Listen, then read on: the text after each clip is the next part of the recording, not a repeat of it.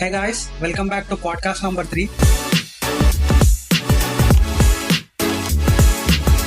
So ఇవాళ మనతో ఉన్నారు డాక్టర్ శ్రీధరాచారి సార్.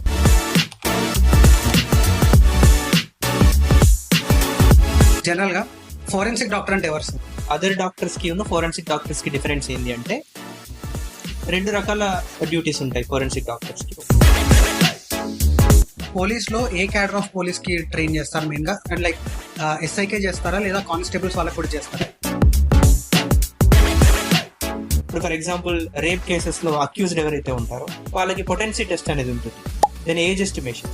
కొంతమంది అక్యూజ్డ్ కానీ లేదా విక్టిమ్స్ కి కానీ వాళ్ళకు స్కూల్ సర్టిఫికేట్ కానివ్వండి లేకుంటే బర్త్ సర్టిఫికేట్ కానివ్వండి హాస్పిటల్ రికార్డ్స్ ఏవి ఉండవు. సార్ పోలీస్ కి ఖాకీ డ్రెస్ ఉంది సార్, లాయర్స్ కి బ్లాక్ కోట్ ఉంది, అట్లనే మన డాక్టర్స్ కి సంబంధించి ఏం డ్రెస్ ఉంది సార్? సో ఇలాంటి రకరకాలటువంటి డ్యూటీస్ అనేటివి ఫోరెన్సిక్ డాక్టర్స్ కి జనరల్ గా ఉంటాయి, టీచింగ్ అండ్ మెడికల్. అట్లనే సార్ ఈ మధ్యకాలంలో చూసుకుంటే రేప్ కేసెస్ చాలా ఎక్కువైనాయి సార్. దీని వెనకాల మెయిన్ మోటివ్ ఏమైపోవచ్చు?